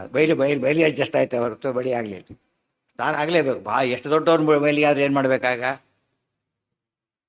ಶುದ್ಧನಾಗಲೇಬೇಕು. ಇವ್ರು ಶುದ್ಧಿ ಯಾವಾಗ? ಆ ದೇಹದ ತಪ್ಪಾಡಿದ್ರೆ ದೇಹ ಶಿಕ್ಷೆ ಆಗಲೇಬೇಕು. ಇದರ ಅರ್ಥ ಏನು ಅಂದರೆ, ನಾವು ತಪ್ಪು ಮಾಡಿ ಬರೀ ಕ್ಷಮಿಸಿ ಅಂದರೆ ಅರ್ಥ ಇಲ್ಲ. ಅದಕ್ಕೆ ಏನು ಮಾಡಬೇಕಾದ್ರೆ ಏನು ಮಾಡಬೇಕಾದಕ್ಕೆ ಅವನು ಪ್ರಾಯಶ್ಚಿತ್ತ ಸರಿಯಾದ ಶಿಕ್ಷೆ ಅನುಭವಿಸೋದು ಕೂಡ ಒಂದು ರೂಪ, ಪನಿಷ್ಮೆಂಟಿನ ರೂಪ. ಅದು ಯಾವ ಶಿಕ್ಷೆ ಕೊಡಿ ಕ್ಷಮಿಸ್ಬಿಡಿ ಅಂದರೆ ಏನು? ಕ್ಷಮಿಸೋದಕ್ಕೆ ಅರ್ಥ ಏನು? ತಪ್ಪು ಮಾಡಿದ್ದೇನೆ, ಯಾವ ಶಿಕ್ಷೆ ಕೂಡ ಅಕ್ಸೆಪ್ಟ್ ಮಾಡ್ತೇನೆ, ಅದು ಕ್ಷಮೆಗೆ ಅರ್ಥ. ಯಾವ ಶಿಕ್ಷೆನೂ ಕೊಡಬೇಡಿ ಕ್ಷಮಿಸಿ ಅಂದರೆ ಅರ್ಥ ಅಲ್ಲ. ಅವ ಅನ್ಯಾಯ ಮಾಡಿ ಅಂತ ಆಗುತ್ತೆ. ಗೊತ್ತಾಯ್ತಾ? ಅದಕ್ಕೆ ದೇವರು ಸಮ. ಯಾತಕ್ಕೆ ಸಮ? ತನ್ನ ಭಕ್ತರೇ ತಪ್ಪು ಮಾಡಿದ್ರು ಕೂಡ, ಸಣ್ಣ ಭಕ್ತರು ಭಾರಿ ದೊಡ್ಡ ಭಕ್ತರು ತಪ್ಪು ಮಾಡಿದ್ರು ಕೂಡ ಏನು ಮಾಡಿದವರಿಗೆ ಪ್ರಪೋರ್ಷನೇಟಾಗಿ ಪನಿಷ್ ಮಾಡೇ ಮಾಡಿದವ್ರು. ಅದಕ್ಕೋಸ್ಕರ ನಾವು ಏನು ಕೇಳಕ್ಕೆ ಹೋಗಬಾರ್ದು, ಅವ್ರು ಎಕ್ಸಾಮ್ಷನ್ ಕೇಳಬಾರ್ದು. ನೀವು ಸ್ತೋತ್ರ ಮಾಡಿ ದಯವಿಟ್ಟು ನಾನು ಪರಿಹಾರ ಮಾಡಿಬಿಡು, ಹಿಂದೆ ಏನೇನು ಮಾಡಿಲ್ಲ ಬಿಟ್ಬಿಡು, ಹಾಗೆಲ್ಲ ಕೇಳಬಾರ್ದು. ಕೇಳೋದು ತಪ್ಪದು. ಏನು ಬೇಕಾದ್ರೆ ಶಿಕ್ಷೆ ಕೊಡಿ ತಗೋತೀನಿ, ಅದು ಕ್ಷಮೆ. ಏನು ಕೊಟ್ಟರು ಅಕ್ಸೆಪ್ಟ್ ಮಾಡ್ತೀನಿ, ಅದು ಖುಷಿಯಿಂದ ಮಾಡ್ತೇನೆ, ನಿಮ್ಮ ಕರ್ತವ್ಯ ಅಂತ ಮಾಡ್ತೇನೆ, ಅದು ಒಪ್ಪೋದು. ಅದು ಬಿಟ್ಬಿಟ್ಟು ಬಿಡಿಯಲ್ಲ. ಅದಕ್ಕೆ ಋಷಿ ಹತ್ವ ಒಂದೇ ಬಿಟ್ಟನೆ ಹೊರತು ಅದನ್ನು ಕ್ಷಮಿಸ್ಲಕ್ಕೆ ಹೋಗಲಿಲ್ಲ. ಯಾರು ಯೋಗ್ಯರಿಗೆ ಉಪಮರ್ದ ಮಾಡಿದ್ರು ಕೂಡ ಶಿಕ್ಷೆ ಆಗಬೇಕಲ್ಲ. ಟೋಕನ್ ಪನಿಷ್ಮೆಂಟ್ ಸುಪ್ರೀಂ ಜಡ್ಜಿಗೆ ಒಂದು ಇದು ಕೊಟ್ಟರಲ್ಲ, ₹1 ಪನಿಷ್ಮೆಂಟ್ ಪೆನಾಲ್ಟಿ. ₹1 ಹಾಕಿರಲ್ಲ ಜಡ್ಜ್ ಇದು ಮಾಡಿದ್ದಕ್ಕೆ ₹1. ₹1 ಏನು ಮಹಾ ಅಲ್ಲ, ಪ್ರಶ್ನೆ ಅದು ಅವಮಾನ. ಅದು ಎಷ್ಟು ದುಡ್ಡು ಕೊಟ್ಟ ಒಂದು ಮುಖ್ಯ ಅಲ್ಲ. Token punishment, punishment is punishment. ಆ ಅರ್ಥದಲ್ಲಿ ಭಾರಿ ಸರಿಯಾಗಿ ಯೋಚನೆ ಮಾಡಿದರೆ ಅವಾಗ ಉಳಿದವ್ರು ಏನು ಮಾಡ್ತಾರೆ, ನಮಗೆ ₹1 ನಮಗೆ ಕೊಡ್ತೀವಿ ಅಂತೇಳಿ. ₹1 ಪ್ರಶ್ನೆ ಬರೋದಿಲ್ಲ ಅಲ್ಲಿ. ಭಾರಿ ಪ್ರತಿಷ್ಠಿತರಾದವರಿಗೆ ತಪ್ಪು ಅನಿಸ್ಕೊಂಡ್ರೆ ಸಾಕು, ಏನದು ದೊಡ್ಡ ಅವಮಾನ. ಸಂಭಾವಿತಸ್ಯ ಚಾಕೀರ್ತಿ ಮರಣ. ಫುಲ್ ಪೆನಾಲ್ಟಿ ಕೊಟ್ಟಾತ ರೆಕಾರ್ಡ್ ಆಗ್ತದೆ, ಎಷ್ಟೊತ್ತು ರೆಕಾರ್ಡ್ ಆಗಲ್ಲ. ಎಷ್ಟದು ಇವತ್ತು ಪೆನಲೈಸ್ಡ್ ಫಾರ್ ಅಫೆನ್ಸ್ ಅಂತ ಕೇಳಿದರೆ ಅದು ಶಾಶ್ವತವಾದ ದೋಷ. ಹತ್ವಾ ಹಿರಣ್ಯಂಚ ಸುತಾಯ ತಸ್ಯ ತತ್ವಾಭಯಂ ದೇವಗಣಾನ್ ಅತೋಷಯತ್. ಹತ್ವಾ ಹಿರಣ್ಯಂಚ ತಸ್ಯ ಸುತಾಯ, ಅವನು ಕೊಂದ. ಅವನ ಮಗನಿಗೇನು ಮಾಡ್ದ? ಇಬ್ಬರು ಅಪೋಸಿಟ್, ಹರಿದ್ವೇಷಿ ಅವನು ಹರಿಭಕ್ತ. ಅವನಿಗೇನು ಮಾಡ್ದ? ಅಭಯಂ ದತ್ವಾ. ಅಭಯಂ ಶಬ್ದಕ್ಕೂ ಅನೇಕ ಅರ್ಥಗಳು. ಅವನು ಸಂರಕ್ಷಣೆ ಮಾಡಿದ್ದು, ಮತ್ತು ಹರಿವರ್ಷ ಖಂಡದ ಅಧಿಪತ್ಯ ಕೊಟ್ಟಿದ್ದು, ಮತ್ತು ಮುಂದೆ ಮೋಕ್ಷ ಕೊಡೋದು ಎಲ್ಲ ಸೇರಿಬಿಟ್ಟು ಅಭಯಂ, ಅಭಯವನ್ನು ಕೊಟ್ಟ. ದೇವಗಣಾನ ತೋಷಯ. ಯಾರಿಗೂ ಖುಷಿ ಯಾರಿಗಾಯ್ತು? ಈಗ ಯಾರಿಗೂ ಕೆಲಸ ಕೊಡಿ ಅಂತ ಕೊಟ್ಟರು, ಕೆಲಸ ಕೊಟ್ಬಿಟ್ರು. ಅವರಿಗೂ ಖುಷಿ, ಇವರಿಗೂ ಹೇಳಿದವರಿಗೂ ಖುಷಿ ಆಯ್ತು. ಅದಕ್ಕೆ ನಮ್ಮ ಮಾತು ನಡೆಸಿದ್ರು ಅಂಥೇಳಿ ಖುಷಿ ಆಯಿತು. ಆ ದೃಷ್ಟಿ ದೇವಗಣಾನ ಅತೋಷಯತ್. ದೇವಗಣಗೆ ಭಾರಿ ದೇವತೆಗಳ ಗುಂಪಿಗೆ ಸಂತೋಷವನ್ನು ಕೊಟ್ಟ. ಅಭಿಷ್ಟುತಸ್ತೈಹಿ ಹರಿರುಗ್ರ ವೀರ್ಯೋ ನೃಸಿಂಹ ರೂಪೇಣ ಸಹ ಆವಿರಾಸಿ ಹತ್ವಾ ಹಿರಣ್ಯಂಚ ಸುತಾಯ ತಸ್ಯ ದತ್ವಾಭಯಂ ದೇವಗಣಾನ್ ಅತೋಷಯತ್. ಇವತ್ತು ಕೃಷ್ಣ ರೂಪಕ್ಕೆ ವಸುದೇವ ದೇವಕಿ ಅಂತ ಹೇಳ್ತಾರೆ, ರಾಮರೂಪಕ್ಕೆ ದಶರಥ ಕೌಶಲ್ಯ ಅಂತ ಹೇಳ್ತಾರೆ, ನೃಸಿಂಹ ರೂಪಕ್ಕೆ ಯಾರನ್ನ ಹೇಳ್ತಾರೆ? ಮತ್ಸ್ಯ ರೂಪಕ್ಕೆ ಯಾರನ್ನ ಹೇಳ್ತಾರೆ? ವರಾಹ ರೂಪಕ್ಕೆ ಯಾರನ್ನ ಹೇಳ್ತಾರೆ? ಏನಾಯ್ತಾಗ ಆವಿರಾಸಿ ತಗೋದು ಇನ್ನು ಕ್ಲಿಯರ್ ಆಯ್ತು.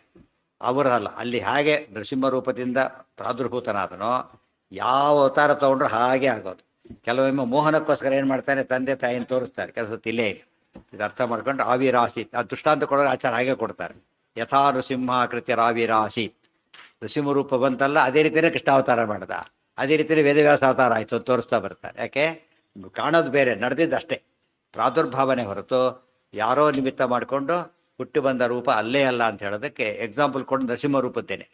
ಅದಕ್ಕೆ ನೃಸಿಂಹ ರೂಪೇಣ ಸಾವಿರಾಸಿ ಅಂತ ತಿಳ್ಕೊಂಡ್ರೆ ಸರಿ. ಬೇರೆ ಯಾವ ದೇವತೆಗಳ ರೂಪ ಕೂಡ ಈ ರೀತಿ ಬಂದಿಲ್ಲ. ಹಾಂ ಉಪತಿ ಗೊತ್ತಿರೋದು ಪ್ರಸಿದ್ಧವಾದದ್ದು, ಮತ್ತೆ ಬೇರೆ ಯಾರು ಹೇಳೋಕ್ಕೆ ಬರೋದಿಲ್ಲ. ಬೇರೆ ಏನೋ ಒಂದು ಚೂರು ಇತ್ತು ಅಂತ ಹೇಳ್ಬೋದು, ಇರೋ ಚಾನ್ಸ್ ಕೂಡ ಇಲ್ಲ. ಅದಕ್ಕೋಸ್ಕರ ಕಂಬ ಅಂದರೆ ಇದು ಬೇರೆ, ಡೆಡ್ ಪಾರ್ಟಿಕಲ್ಸ್ ಬೇರೆ. ಲೈವ್ ಇದ್ರೆ ಏನಾಗ್ಬೋದ? ಸಗಣಿಯಿಂದ ಚೇಳು ಹುಟ್ಟುತ್ತೆ ಅಂತ ಹೇಳ್ತಾರೆ. ಗೋಮಯದಿಂದ ಏನು ಬರುತ್ತೆ? ಚೇಳು ಹುಟ್ಟುತ್ತೆ. ಜನ ಏನು ತಿಳ್ಕೊಂಡ್ಬಿಟ್ರು, ಗೋಮಯದಿಂದ ಚೇಳು ಹುಟ್ಟು ಅಲ್ಲ. ಗೋಮಯದಿಂದ ಏನಾಯ್ತು, ಅಲ್ಲಿ ಸೂಕ್ಷ್ಮಗಳು ಬೆಳಿಲಿಕ್ಕೆ ಅನುಕೂಲ ಆಯ್ತು. ಕಂಟಿನ್ಯೂ ಅಟ್ಮಾಸ್ಫಿಯರ್ ಇತ್ತು, ಬೆಳೀತು ಅಷ್ಟೇ. ಗೋಮಯ ಕಾರಣ ಅಲ್ಲ ಅದಕ್ಕೆ. ಏನು ಕಾರಣ? ಆ್ಯಕ್ಚುಲಿ ಒಳಗೆ ಅದ್ರ ಸೀಡ್ ಇತ್ತು, ಬೀಜ ಇತ್ತು, ಅದಕ್ಕೆ ಬೆಳೀತು ಅಷ್ಟೇ. ಬಟ್ ಬೆಳೆದೈತೆ ಅದೇನಾದ್ರು ಕಂಬದೊಳಗೆ ಇಟ್ಟರೆ ಸತ್ತು ಹೋಗ್ತಿತ್ತು, ಗೊತ್ತಾಯ್ತು. ಅದಕ್ಕೆ ಸ್ವಲ್ಪ ಹೊತ್ತಿಗೆ ಸಾಯಿತು ವೈರಸ್ ಅಂತ ಹೇಳ್ತಾರಲ್ಲ, ಸತ್ತು ಹೋಗ್ತಿತ್ತು. ಆದರೆ ಇಲ್ಲಿ ಚಾನ್ಸ್ ಇಲ್ಲ, ಬದುಕೋ ಚಾನ್ಸ್ ಇಲ್ಲ ಕಂಬದೊಳಗೆ. ಅಂದಮೇಲೆ ಏನಿಲ್ಲ ಅಲ್ಲಿ, ಬೇರೆ ಲೈಫ್ ಇಲ್ಲೇ ಇಲ್ಲ ಅಂದಮೇಲೆ ಕೇವಲ ಪ್ರಾದುರ್ಭಾವ ಅಂತ ಪ್ರೂವ್ ಆಗುತ್ತೆ. ಅದಕ್ಕೆ ಉಪಯೋಗ ಮಾಡ್ತಾರೆ ಅಲ್ಲಿಗಿರಲಿ. ಹಾಂ ಹೌದು ಹೌದು ಹೌದು.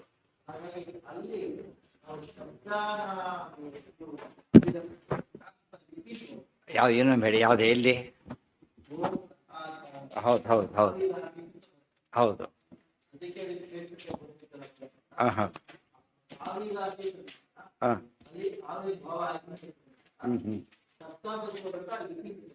ಅಲ್ಲಿ ಎಲ್ಲ ಶಬ್ದ ಲಿಪಿ ತಗೊಳ್ಳೇಬಾರ್ದು. ಯಾವ್ದು ತಗೋಬೇಕು? ಶಬ್ದನೇ ತಗೋಬೇಕು. ಲಿಪಿ ಎಂಬುದೇನದು? ಅದು ಹುಟ್ಟುತ್ತೆ ಹೋಗುತ್ತೆ, ಹುಟ್ಟುತ್ತೆ ಹೋಗುತ್ತೆ. ಆ ಲಿಪಿ ನಿತ್ಯ ಅಲ್ಲ. ಅದೇ ಅದೇ, ಅದು ಕೂಡ ಅಷ್ಟೇ. ಲಿಪಿ ಎಂಬುದು ಯಾವಾಗಲೂ ಕೂಡ ಅನಿತ್ಯನೇ. ಲಿಪಿ ಬೇರೆ, ಆ್ಯಕ್ಚುಲಿ ಏನು ಬೇರೆ, ಶಬ್ದ ಬೇರೆ.